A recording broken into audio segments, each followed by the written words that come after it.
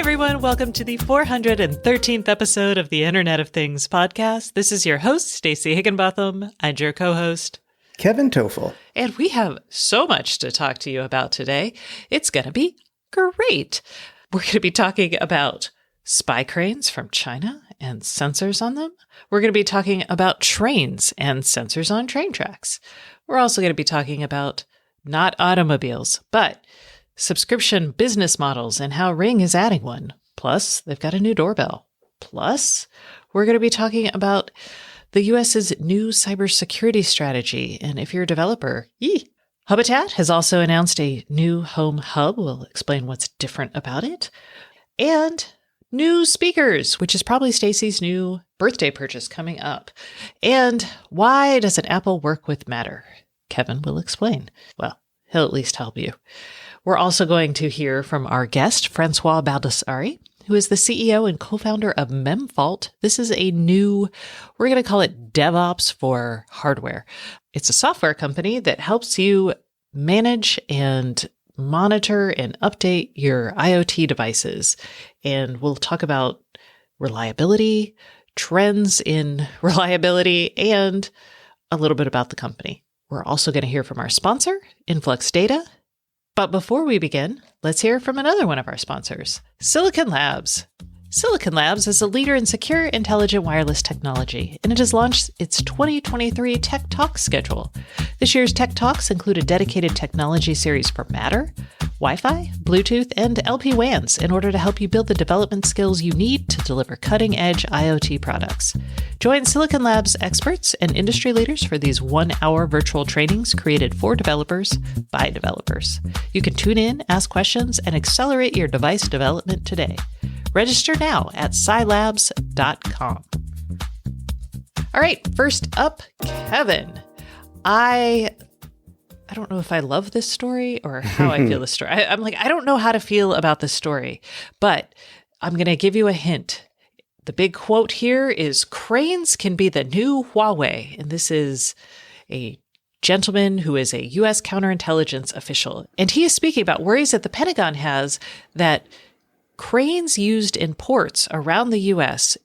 that are manufactured by a company called ZPMC, that the sensors on these cranes can be used to both gather intelligence and also potentially stop the ports from working. So this is a crazy story to me. This is part of hey, when you add intelligence and sensing to things and you connect it to the internet, you really have to lock it down. Yeah, and these particular cranes, the reason that they've been purchased so much over the last 6 years, according to this story, is they're much cheaper and they're good quality. So why not? Okay, that makes sense. But the chairman of ZPMC back then in 2017 in a video said, through our main office in Shanghai, you can monitor all the cranes to help troubleshoot and so on and so forth. So that data is overseas where we may not want it, I guess. I mean, I understand why there would be remote access to troubleshoot these things. I get that. Yeah, and they have a partnership with Microsoft. It's not like this is a fly-by-night operation. But what's happened is we're suddenly waking up to I feel like our intelligence community and the rest of us, I guess, are waking up to the fact that having these sorts of connected devices provides both, like I said, access to a lot of information so you can track what's being loaded and how well, or you could just do a kill order and brick all these things and suddenly our ports, major economic problem. Yeah. Our port activity goes to a halt. And we actually already had that during COVID and it was a mess. Not because of the cranes, but because because people were sick and couldn't get places. We couldn't move the crates fast enough. So that wasn't even a complete halt. That was just a slowdown. So part of me is okay, this is crazy. We live in a global world, so we buy things from wherever we can at a price that makes sense. So part of me is this is kind of silly and maybe a little bit of fear mongering. But the other part of me is well, it is actually possible. And we've actually seen, even if it's not a nefarious intent, there are plenty of connected devices on the market that, in the consumer space have turned into bricks and people are like, dang it, or who, have sent what people would think is sensitive data. So it feels like a new problem in the sense that we're like coming to grips with the fact that we're connecting these devices, and that means we are allocating some of the power and responsibility to another entity. And do we trust that entity? And I've talked about this for years. Like, if we have these connected devices, trust becomes the most important element of buying into these devices and ecosystems, right? And with China, we don't have that trust. Correct. I mean, you've pretty much said it. This is not a new issue or potential issue. It's just now being recognized because, according to the Wall Street Journal, 80% of the ship-to-shore cranes in use at U.S. ports are from ZPMC, and I guess it's taken all this time to figure out that we don't have total control over the data that is captured and so on from these things. I don't think anybody's saying here that these things are spying. In fact, there was an assessment in 2021, and basically the Defense Intelligence Agency said that Beijing could potentially throttle port traffic or gather intelligence on military equipment being shipped. But they hadn't found any, well, they didn't say that they had found any specific incidents of espionage. So I look at this story and it's kind of like an awareness story. It's kind of late to the game, as we've kind of noted, but it raises a good point. Well, and it also, to me, we have sensors and these sorts of systems in manufacturing, in transportation, in water treatment plants. I mean, we have them everywhere. So we should be aware of this, but I'm also kind of like, well, what is there to do? This is a governmental, we need treaties, we need to understand like the scope of the problem and then put things in place that can help us solve for it. But it's kind of like a new world order, and we're just going to have to get used to it, because it's not like we're not going to buy connected port gear. And maybe we do only buy it from Europe. Maybe that's where we go with this. And we're going to pay more. And, you still, unless it's US made, you may still have some espionage concerns. I mean, and it's not going to happen overnight if you make that change from an infrastructure standpoint. Yeah. And what if, I don't know, what if Russia somehow advances on Ukraine and then goes on to the rest of Europe, and then suddenly we're at war with what used to be Europe? I mean, right. That's a crazy talk, but the idea here is that the world is constantly changing. So I don't know how we're going to deal with this. This is not a story where we have a great solution other than like, I told you trust would be important. Look, it is. But it's something to keep in mind. Okay, now let's go to the train section of the show. Okay, this is about Norfolk Southern's derailment issues. I've had 2 trains derail in central Ohio, and the first one was pretty well known, and I didn't think it was originally much of an IoT story, but now it is totally becoming one because, first up, the NTSB report, the National Transportation Safety Board, issued a preliminary report, and in it they noted that the train saw there were temperature sensors on the tracks, and they were registering an increase in temperature. And the first time it saw an elevated temperature, it was 38 degrees Fahrenheit above ambient temperature. And then when it passed the next sensor, it was about 10 miles later, it was 103 degrees above ambient temperature. And then 20 miles after that, it passed another temperature sensor and was registering at 253 degrees above ambient. Now, that's not good. That's clearly a problem if we assume that a hot wheel means a problem. And there are rules about when you stop the train, and they stopped it appropriately at the 253 degrees above ambient temperature. They also stopped it because it had risen very quickly in that 20 miles between those last 2 sensors, or the last 2 and 3 sensors. So they stopped it then. Ideally, they would have stopped it earlier so it didn't flip over and toxic chemicals went everywhere. So there's 2 ways to look at this. They could add more sensors because there was that 20-mile gap between that second and third sensor. Or you could say, hey, you could change the parameters for when there is a critical fault that needs to stop. Because right now there are rules about what temperatures you need to see. So maybe you change those. Well, Norfolk Southern has said, okay, we're going to add about 200 more temperature sensors on our tracks to kind of decrease the number of miles between them. And right now it says it has about 1,000 temperature sensors throughout the network, but the sensors are about 13.9 miles apart on average. So they're going to decrease that, hopefully, and pick areas where like they're way far apart. There's also a federal proposal that says that these sensors should only be 10 miles apart. So from my perspective, I look at this and I'm like, hey, these sensors are good.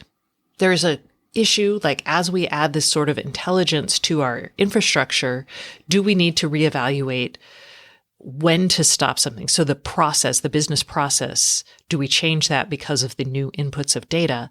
And then the other thing I think people should be aware of is as we have these sensors and we can kind of understand more about our environment, are we going to see legislators and laws come in that dictate exactly how many sensors we need and at what point and how we establish those safety parameters?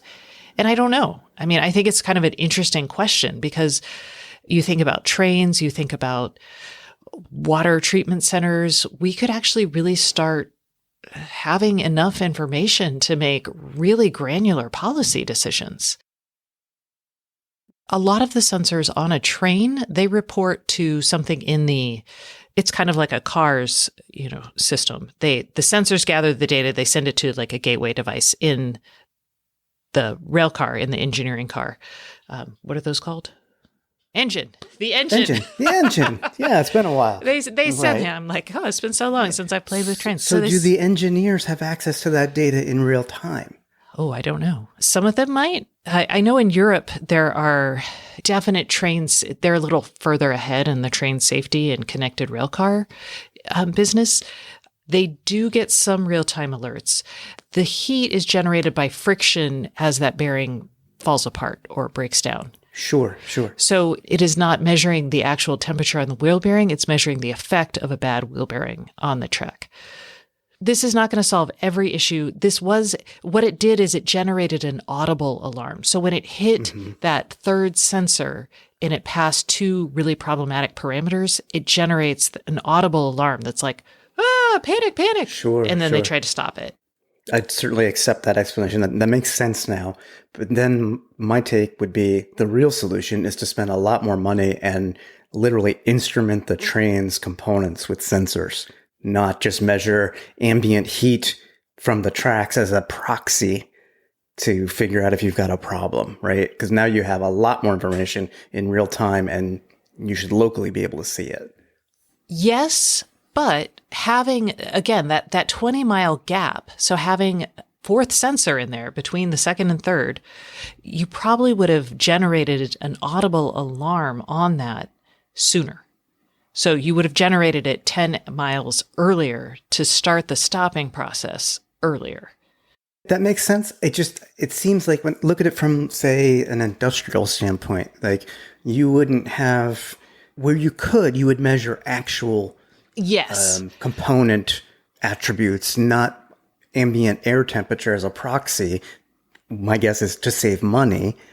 And therefore, you'd have a lot more information a lot quicker because... Maybe. I mean, it depends on cell service. So the track sensors are closed loop systems. So those are those don't require the Internet of Things, as it were.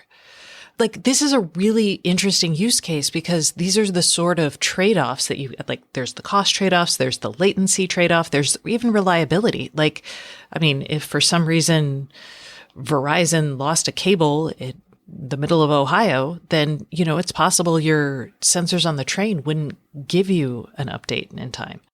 So this is why this is becoming a really fascinating to me story. And I do want to say having this data is great.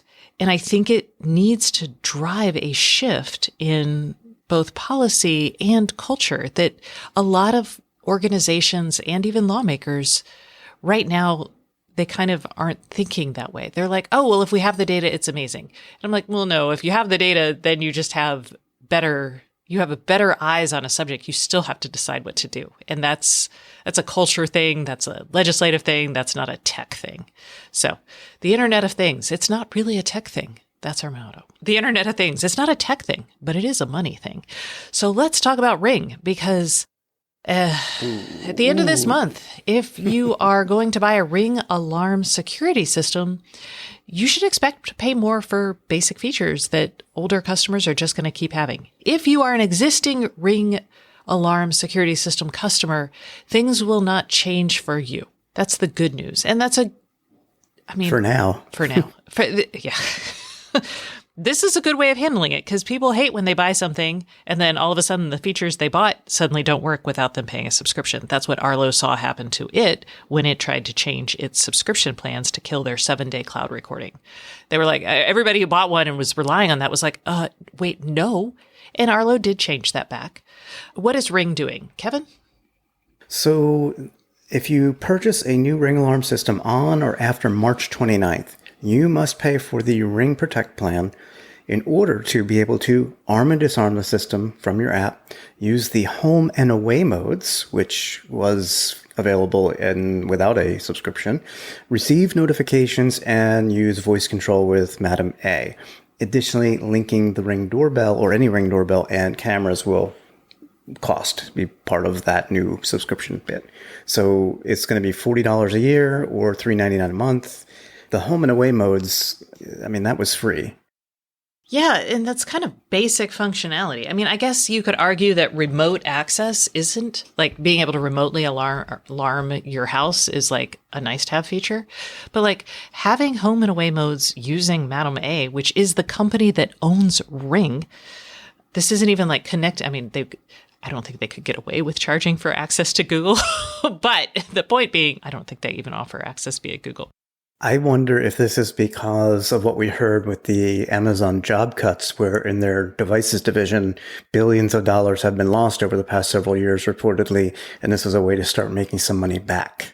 Oh, yes. Why wonder? I believe that is probably a really good insight there.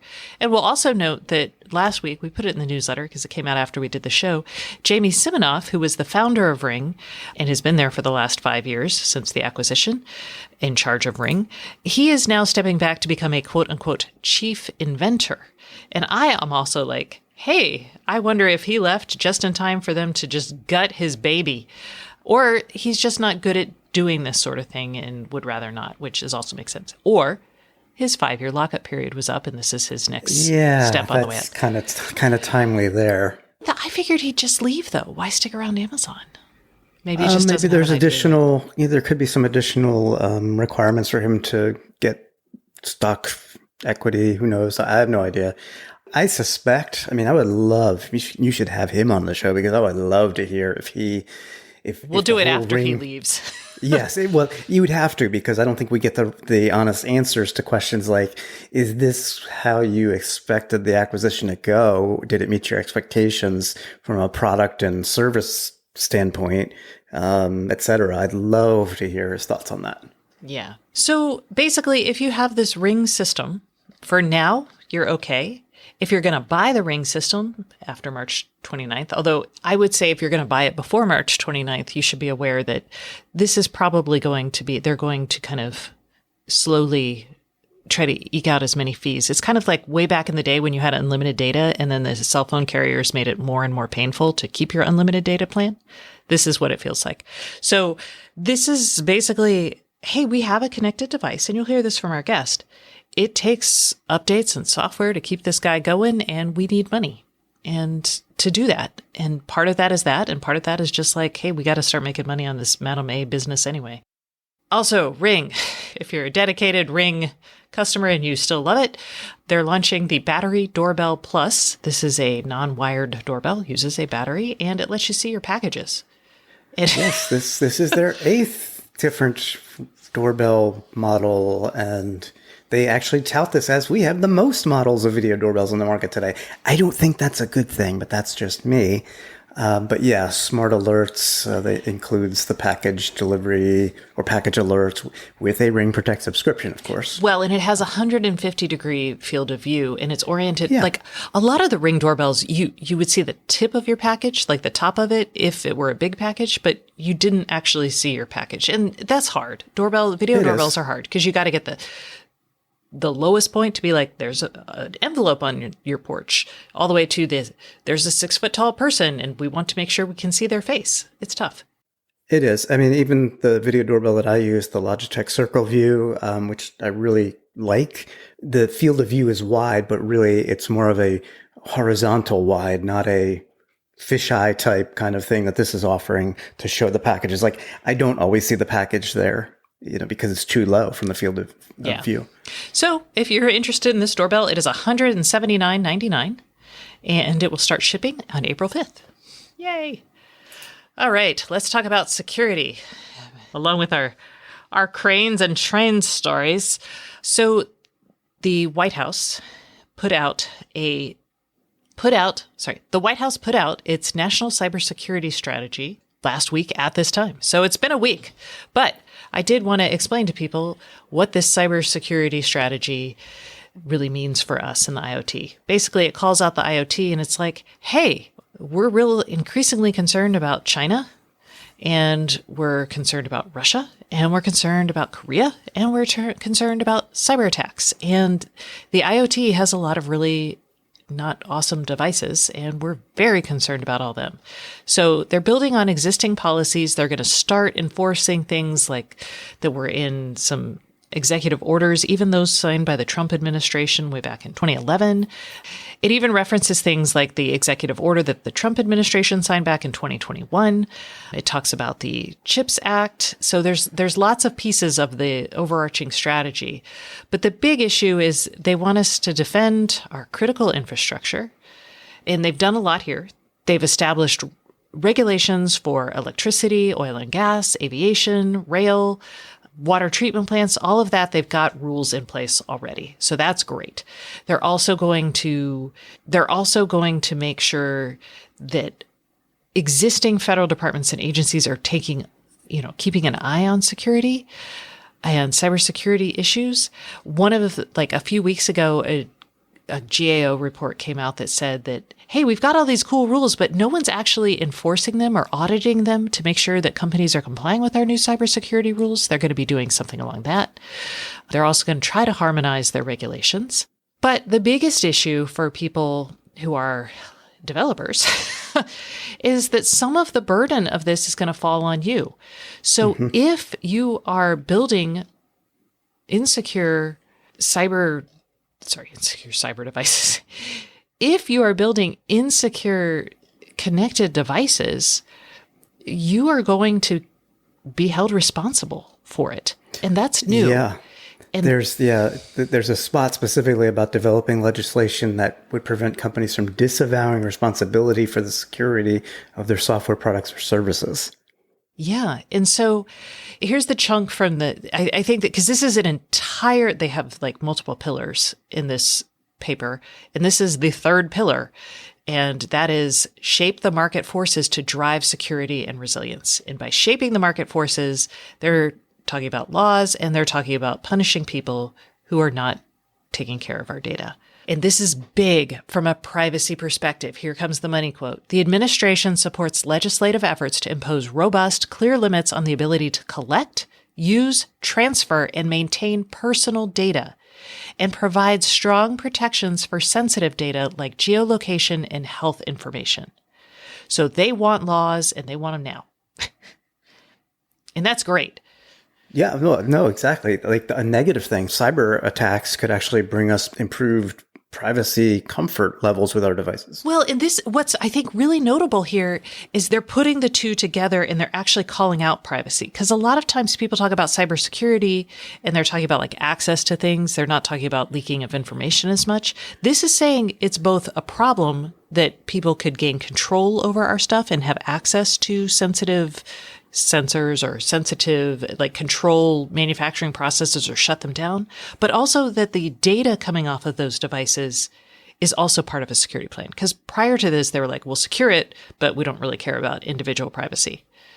And here they're saying, oh, yeah, we do. They also are going to shift liability if your product is insecure.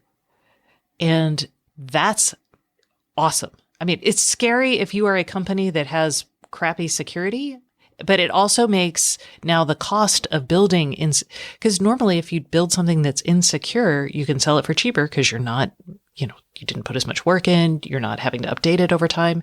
And now they're saying, no, if you do that, there is a high cost. So you will be held liable. So I think that's great. Probably I'll link to this. It's really impressive. And there's a whole section on, cyber insurance and how do we make sure that the insurance industry doesn't fail because of a massive cyber attack. It's great. All right. Yeah, there's a new hub in town. Tell us about it. It is new from Habitat.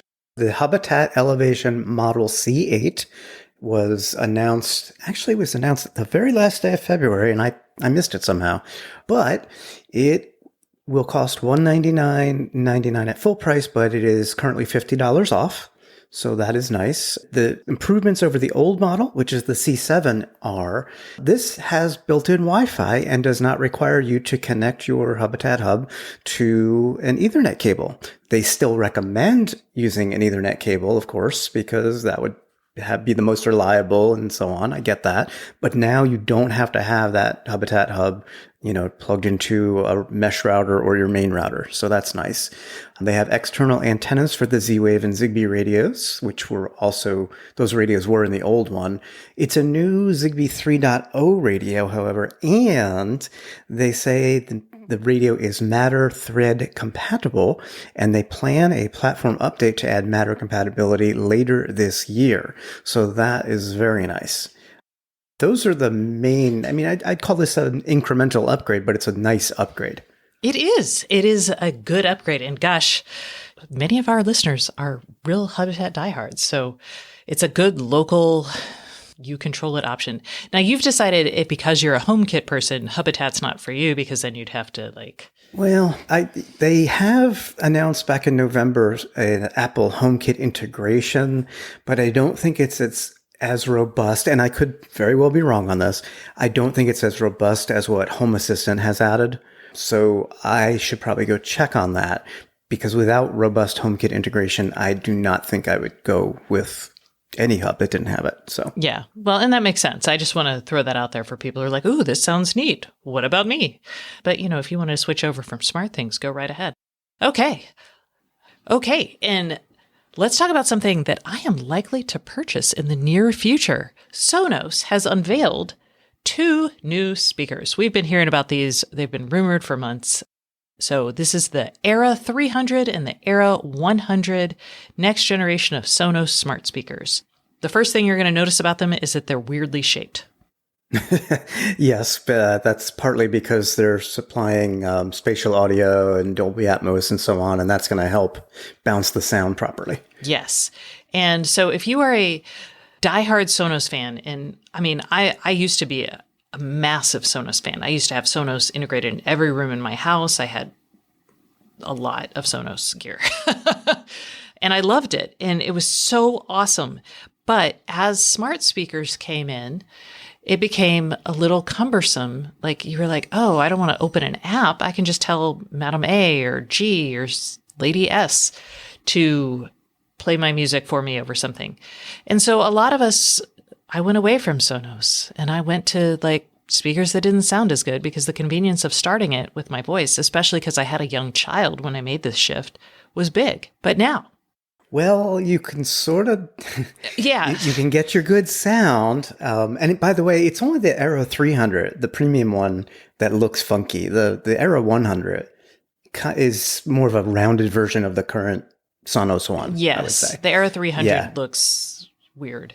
I don't know. It does look weird. I don't know how to. We'll put it. And you'll pay for that weirdness at $449 per speaker. Yeah. Versus $249 for the Era 100.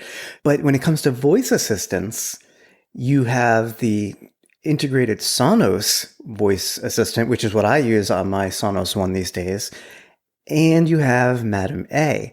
Before, You had Google Assistant as well. And I guess with the lawsuit that's been going on between Sonos and Google, Sonos said, you know what? We're just not going to put Google Assistant in here. And they didn't. Yeah. So let's talk about this process, because I feel like other people may have this kind of sense of, I'm disappointed in the quality of my speakers, my wireless speakers, my smart speakers as a speaker. And I don't really want to invest in like a million receivers and a full-on stereo kit because that seems like a lot. And I'm not that hardcore.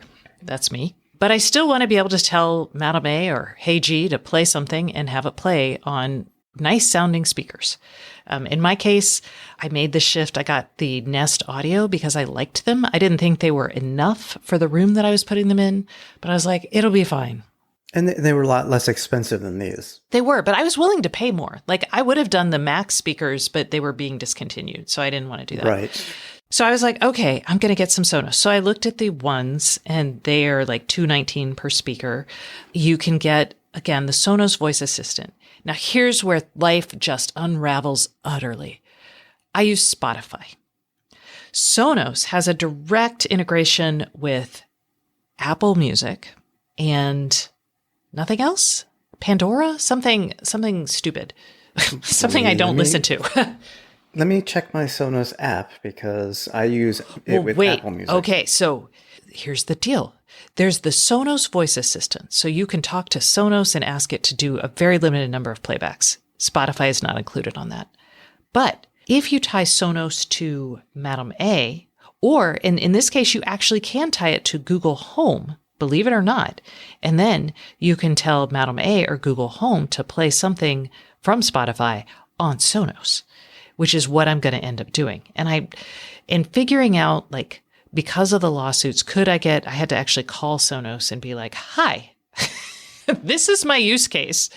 Is this going to work? Because I want to use my Google Assistant that's out in my kitchen area to tell it to play Spotify on my Sonos speakers.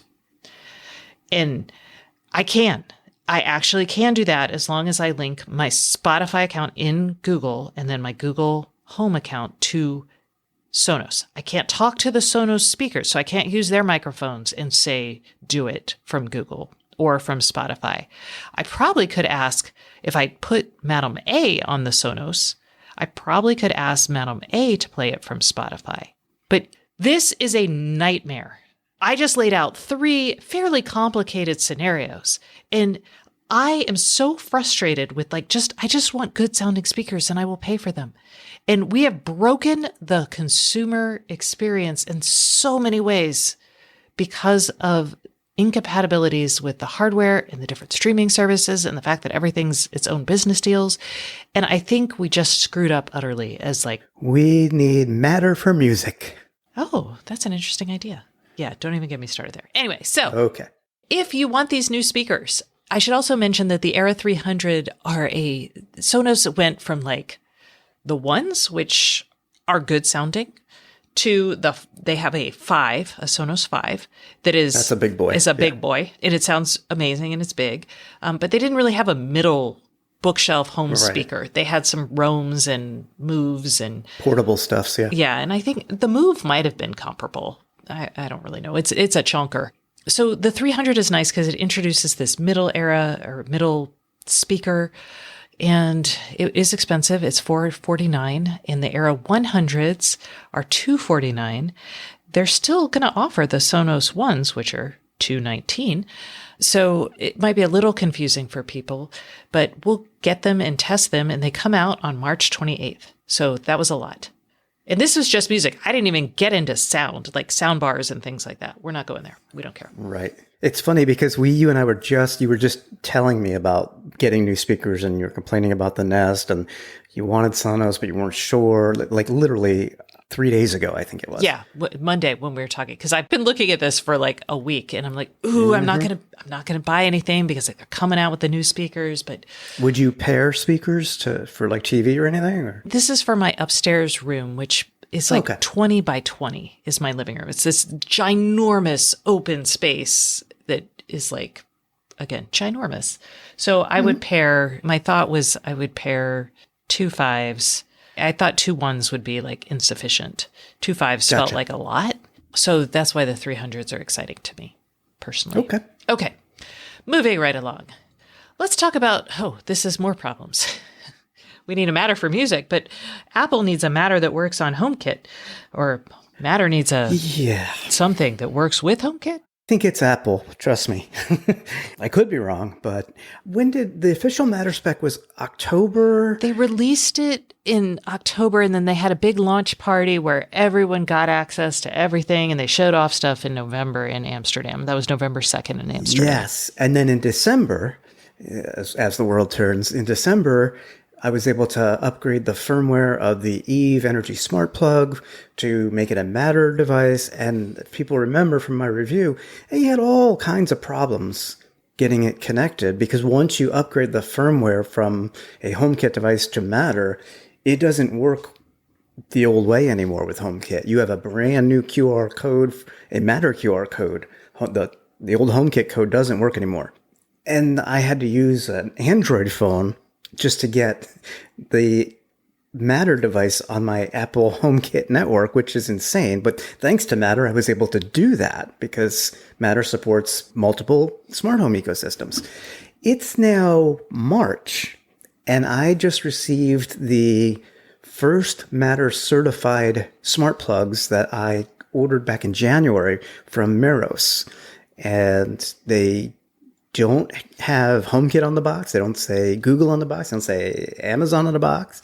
It's just got the Matter logo. So this is what you're going to see in stores across all new devices that are Matter certified. Well, sort of. You might also, they still actually works with Google, and Madam A badges are still, you could still put those on your box.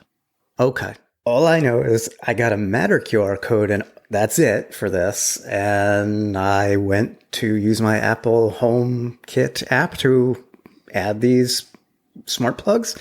And sure enough, I had the exact same problems that I had with the Eve smart plug back in December.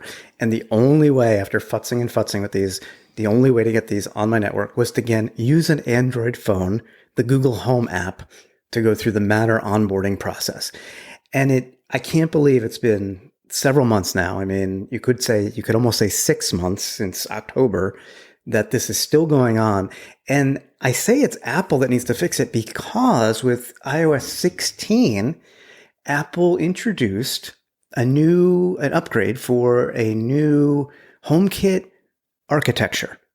And part of that architecture is Matter support. And they pulled that within either a couple days or a week. Unfortunately, I had already done the upgrade.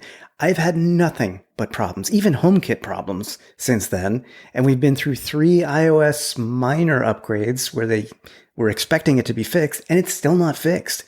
And it's like these guys, I kind of feel like so much of Matter was built on the concepts that HomeKit provided. These guys should be at the forefront of Matter. And instead, it's Google, it's Amazon, it's others. In terms of a working Matter implementation, yes. And what's weird is, one, do you remember back? I think it was the Worldwide Developer Conference, but it was back in, I think, spring of last year when somebody from Apple was basically, they got on stage at their event and was like, "We invented Matter." Yes, I remember. And yeah, that's why I said the concepts. They really did build a lot of Matter on some of the ways that Apple had done things because it was very user-friendly. So it is astonishing to me that this is still happening. Anyway, all right. And it's not just me, by the way. You could go into the support forums and see other people that upgraded their architecture because they trusted that it was going to work. And they've got problems still, not even just with Matter devices. And there's just radio silence. Yeah. Well, Apple, they don't talk about it. Remember the butterfly keyboard? Good Lord. Moving right along. That's enough news this week. We had our cranes, trains, and no automobiles, but we're going to flip to the Internet of Things podcast hotline, the segment of the show where we hear from you. And this week, the hotline is sponsored by Very. It is an end-to-end IoT engineering and design firm, and you can partner with Very to work through complexity and deliver business value rapidly. Learn more at verytechnology.com. And if you would like to call us, you can reach us at 512-623-7424. And we decided we're going to give away a Habitat. We're going to give away the C7 simply because we have a budget. It's because we have a budget and I don't know how long this sale is going to go for. So we're committing to that. And you should call us at that number to be entered to win. And you might even hear your call played on the show, not just the question. This week we have an addendum, actually, I guess is what we should call it. Last week we talked about somebody calling us wanting a way to connect with their elderly parent over and this assisted living home. Yep. Yes. And we were like, ugh, we don't have like a great option. One reason was because the mom in that scenario was on an iPhone.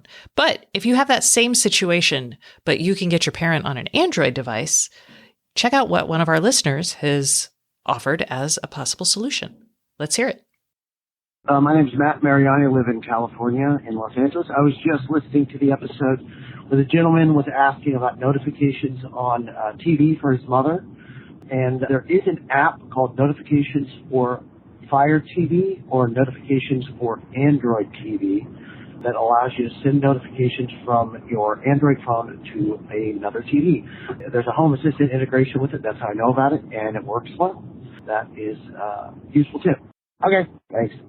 Yeah, you have more flexibility with Android when it comes to like phone information and text information than you do with Apple. So that's really nice. And to be honest, I had thought about, could you use like a Google TV or a Fire TV and do some, messaging that way? The problem is we don't always know everything that the caller has. So we're not going to just say, oh, go drop $800 on a Fire TV and go do that. So you could. Google has just done a lot with their picture-in-picture. Like they're making it much more robust, and it's not just picture-in-picture anymore. It's all kinds of things in picture on your TV. Anyway. Yeah.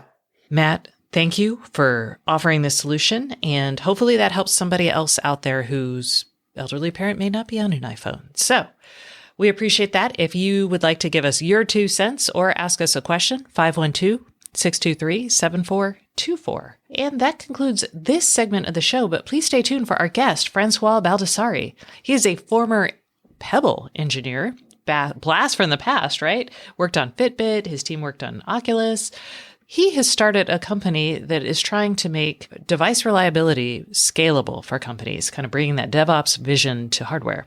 So we talk about that, and we talk about what's next and where else we're going to need more reliability. And he even gives us his 2 cents on what's happened in the last 10 years with the IoT.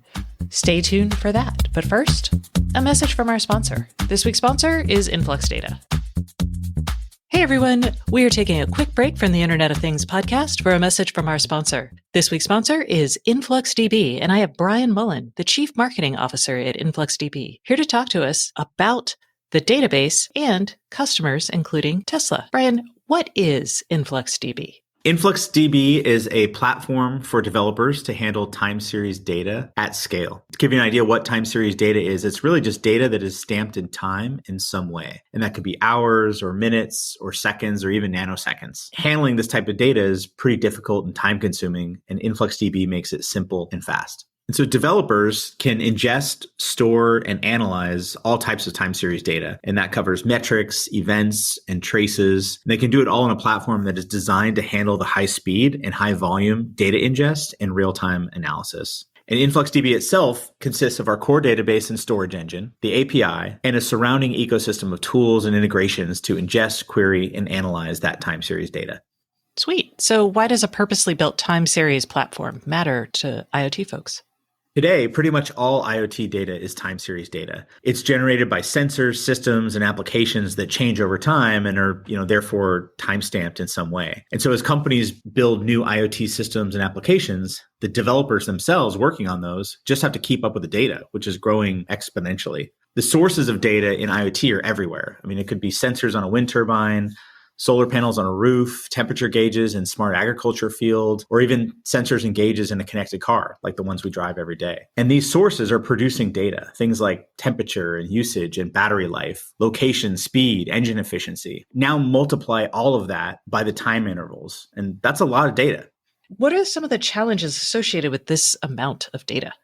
First is, pure volume. It's a massive workload of data, exponentially larger than is typical. And second, for a typical database, whether it's relational or document, laboring through so many of these reads and writes really impacts performance. The ingest is slow and the query is even slower. The long-term retention and access becomes really difficult. So if you have tons of very recent or hot data alongside a longer history of older, important, but slightly less relevant cold data, how do you manage both? These are the hard technical challenges that most incumbent DBs are just not able to handle. And so where other DBs and tools fade, InfluxDB really shines. Solving these time series challenges is why InfluxDB exists. So can you tell me a little bit about how your customers are using InfluxDB? Yes. So let's look at an example. Let's start with Tesla. Tesla is a leader in smart home energy. Their home power walls pull time series data from the unit that's mounted in each user's home. And that's emitting things like power level, usage, and some other metrics all throughout the day, taken at regular intervals. And they use InfluxDB to collect and analyze this time series data. All right. And where can our listeners go to find out more about InfluxDB? The best thing to do is to try the product. And you can do that by going to our website at influxdata.com.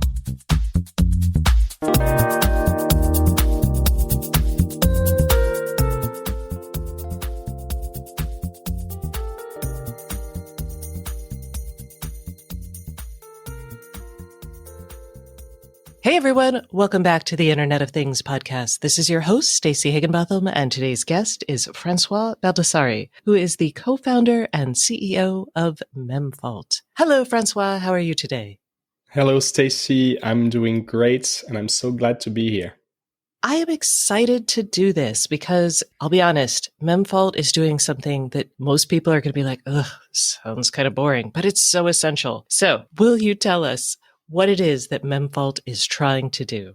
Sure. In short, we help IoT device makers understand the performance of their devices when they're out there in the world, and when they don't work right, we help them fix it. We do this by collecting data from the devices in the field, analyzing that data in the cloud, and giving you alerts and insights that help you understand at a glance the health of your fleet and dive deeply into the devices that might be experiencing problems. So any of us who have had a connected device has had some sort of problem. So I appreciate that you're doing this. Can you talk about why this is so important for physical hardware? One of the things that I'm sure you and your listeners have noticed is that the devices that we bring into our home are increasingly complicated. The Internet of Things is an amazing trend that comes with connectivity, of course, but also much more compute available on device. It's surprising to think about, but nowadays you can buy a microcontroller that has a gigahertz clock. That's the equivalent of a top-of-the-line PC we might have had in the 90s. And with that gigahertz clock, people are doing incredible things like machine learning at the edge, computer vision at the edge. They're doing, at Fitbit, we even did third-party applications running on the device. And all of that software and all of that complexity is leading to more and more of these devices running into issues. It's one thing to have a little control loop that reads a sensor and updates an actuator. That's the firmware we did 10 years ago. But nowadays, with hundreds of thousands of lines of code, we have so many bugs, and dealing with those bugs is really difficult. I know this firsthand from my time working on devices at Pebble. Whenever we shipped an update of the watch operating system on the Pebble watch, we got hundreds and hundreds of customers emailing us with Bluetooth issues, battery life issues. And the only way we had to get to the bottom of those problems was to have them mail the device back to us so that we could connect it to a debugger in the lab and look at the data ourselves. Of course, this is not how to build software in 2023. And in fact, if you have a problem with Gmail on your phone, you don't have to mail your iPhone back to Mountain View. This is because in the software world, they developed the idea of site reliability engineering and observability, and they automatically collect data from the software that we use in order to identify and resolve problems quickly. So we want to give engineers the exact same ability to get the data remotely, whether the device is in the same country or on the other side of the world, and quickly react to problems and resolve them. Because we know that no matter how hard we try, we can't find every bug in QA. Some of them just take too long to reproduce. Hopefully that gives you a good overview, but I'm happy to dig more into any of these topics. Okay. And y'all started out on the consumer side. So you've got Pebble engineers out there, and I got to give a big shout out to Pebble because I'm pretty sure at least half of our audience was sporting a Pebble at one point in time. So you've worked at Fitbit, Oculus. Your staff is very much oriented on the consumer side, but Memfault is actually aimed at industrial devices. Can you talk about why y'all are focused on industrial? Absolutely. So our experience, as you noted, is in consumer. And these consumer products, they're so much fun to work on, and I really enjoyed the experience. At the same time, when we talk about device reliability engineering, reliability is the key word. And who wants reliability first and foremost? It is industrial device makers, people who make hardware for the utilities, people who make industrial machinery in factories and other mission critical devices, because they care a lot about whether these devices work well or not. And so Memfault is a very well-tailored solution for these high reliability devices. Whereas if you make, a pair of headphones that you sell at the airport for $25, it's unlikely that you're going to want to invest a lot of resources getting to the bottom of each and every small reliability issue. And so this is why Memfault is really oriented in the industrial space. And in fact, we work with companies like Xylem, which makes hardware for the water utility space. They're the largest in the country in the United States, and companies like SunPower on the electric side. So that gives you an idea of the kinds of companies who really, really think about reliability and work with us. And I think this is a really important trend because I've covered IoT, and that includes the industrial IoT, for almost a decade now. And we have gradually seen companies on the industrial side really embrace things like cloud computing, DevOps mindset, IT and OT security. So I would love to get a sense of how accustomed to this kind of DevOps mindset are your clients? Are you really having to drag them into the future? Or are they like, oh, wait, if we really want to digitize everything, we've really got to think of this? There's a really wide range. I think some of your listeners will know that in some of their organizations, there's a big kind of software component, a big software mindset that's bringing these ideas of observability and bringing these ideas of reliability engineering in. And then there are other organizations that are much more hardware focused, because at the end of the day, IoT really straddles the line between hardware and software. And these much more hardware focused organizations, they tend to think about upfront testing and having clear acceptance criteria and focusing their energy pre-shipping rather than post-shipping, because they haven't yet adopted this agile software mindset. And in fact, this concept of DevOps, which is so common and popular in the software space, I would say that about 50% of the organizations that we talk to have not heard of the word. So there certainly is a big education component to what we do, because ultimately, what I personally care about first and foremost is that we as an industry start employing those techniques and start building more reliable products that can become more and more complicated without failing more often. And I plan to play a small part in that, but it will take much more than just Memfault to bring about this change. Yes, I think this is really important. And I feel like on the hardware side, people have been building hardware in many iterations for, I'll just say, thousands of years. And we're pretty good at figuring out how it fails, how to get it right, that sort of thing. Software, a little bit more complicated, but I think something that shows how important this sort of product or mindset is in connected hardware would be EV chargers. Right now, and probably late last year, we saw a lot of stories about people who were like, oh, now I've got an EV, I'm going to drive across the country. And they would show up and the chargers wouldn't work. The company operating the charging network wouldn't necessarily know that one was out, that sort of thing. So can you talk about a little bit more about the mindset shift and how this applies beyond EV chargers, important this can be as you digitize your infrastructure?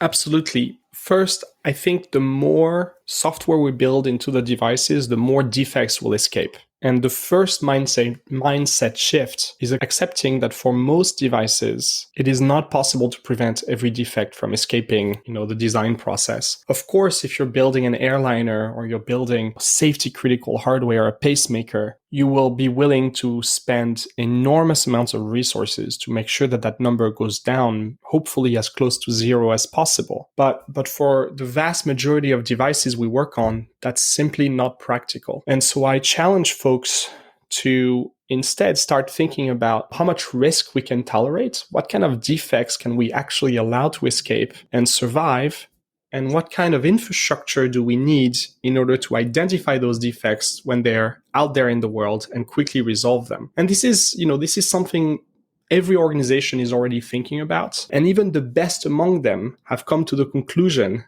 that defects are going to be a part of the programs that they're running. If you look even at NASA, the Mars rover with its helicopter has already seen 11 or 12 firmware updates, some of them to resolve bugs. And you know that NASA is about as good as it gets when it comes to, fastidiously specifying everything and testing things very, very extensively before they send them into outer space. Here in the real world, when we're working against competitors to try to get our devices out to our customers, we as IoT device makers make trade-offs. And so increasingly what I tell folks is, if we take for granted, as Jack Gensel says that for every 100 lines of code, we'll have at least one defect, and we're shipping hundreds of thousands of lines of code, then we need a game plan on how we will handle those thousands of defects. And in my opinion, observability has to be part of the equation. So I see this as two mindset shifts. The first one is accepting that defects are part of shipping products. And the second one is getting into an agile process where we consider those defects and iteratively improve our products, rather than the current approach, which oftentimes has the engineers reassigned to a new project after the product ships.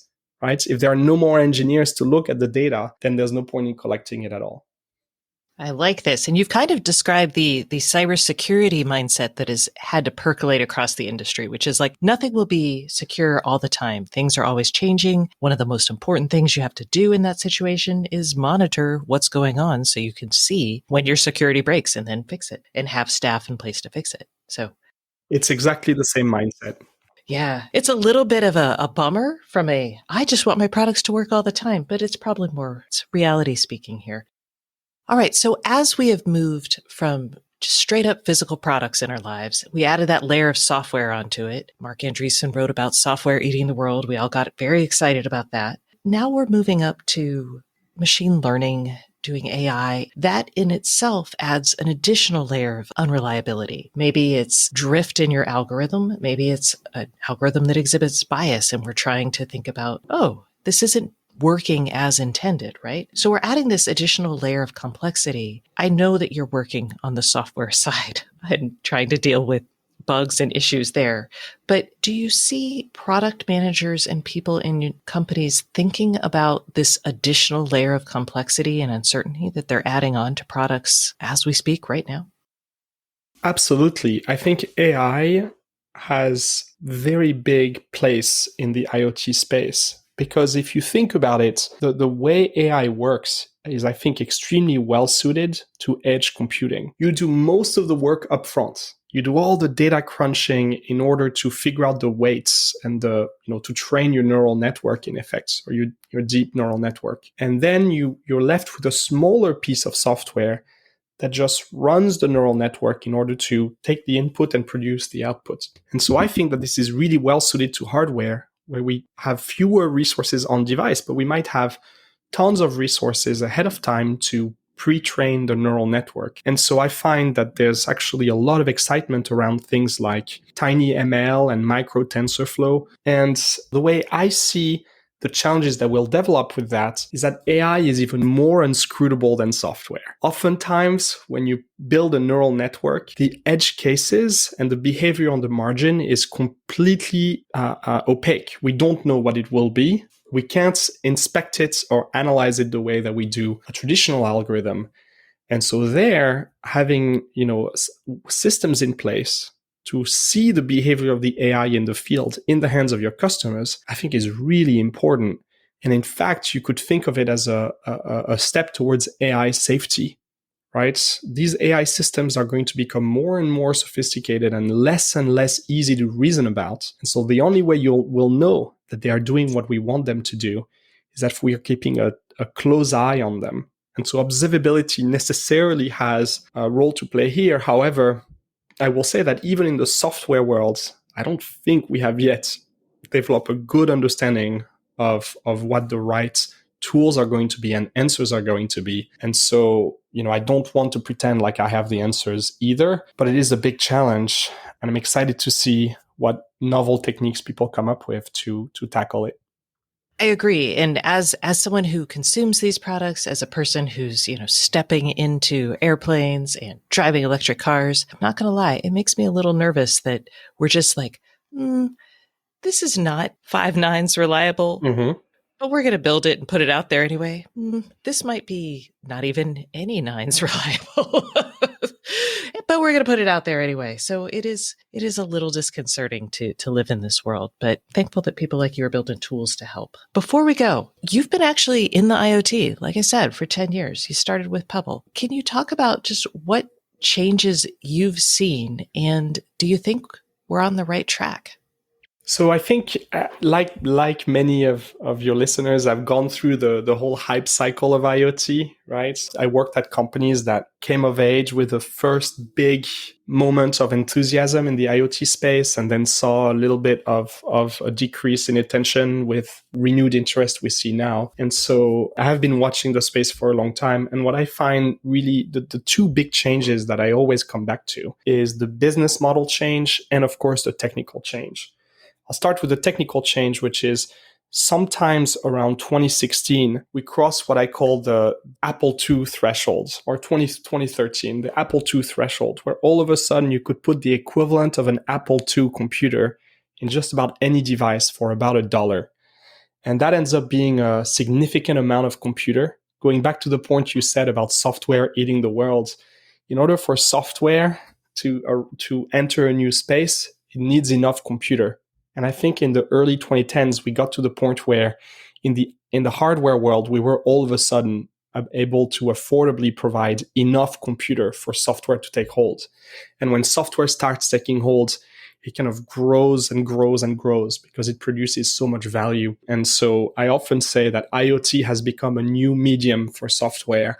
And that's a really big change that we haven't yet seen the end of. The edge devices in our home, they're still relatively simple compared to the complex software we run on our iPhones. And I think that that's going to keep converging over time. The second piece, which I think as an engineer I didn't appreciate for a very long time, is the business model change. I think if you look at hardware companies, hardware startups especially, which is where I come from, in the early 2010s, we still sold hardware for dollars as a one-off. Pebble sold tons of watches at Best Buy for a one-time fee. And it turns out that business model does not support ongoing software development. In order to build software, you need security, you need continuous improvement, you need DevOps, and that comes with ongoing costs. And those ongoing costs are very, very hard to support with just hardware sales and making 30% margin. That's typical in the industry. And so in order for the IoT to really become a stable, industry, we've needed to also change the business models. And, Pebble didn't quite get there. I think that's one of the reasons the company struggled towards the end of its life. But nowadays you see amazing companies like our customer Whoop in the wearable space who have a mature recurring revenue business model. And I know if people grouse at the fact that they see subscriptions everywhere, why can't I just have my hardware? But the reality is the software is increasingly the value, and that software needs ongoing revenue to support ongoing investments in it, if only to support security and regular updates. And so those two transformations I've seen, and I think they've actually arrived relatively recently. And so we're going to see them play out over the next decades, especially in the industrial space, which takes a longer time to adopt these technologies. Yes, and there you'll have an easier time with getting industrial and corporate clients as opposed to consumers to pay for an ongoing subscription for something that they can ascribe value to. Whereas a consumer is like, I want a cheap upfront price. I'm not going to focus on security because that is not I'm not worried about it or whatever. So I agree with you. Francois, thank you so much for coming on the show this week. I really appreciate it. Pleasure was mine, Stacey. The conversation was very interesting. And as you say, there are many avenues left unexplored, perhaps for a future chat. And that concludes this week's episode of the Internet of Things podcast. Please join us next Thursday and don't forget to subscribe. And if you can't get enough IoT news, I would love for you to sign up at www.stacyoniot.com for our weekly IoT newsletter, where we explain all kinds of things that we don't even get to on the show. Once again, thank you for listening and please subscribe.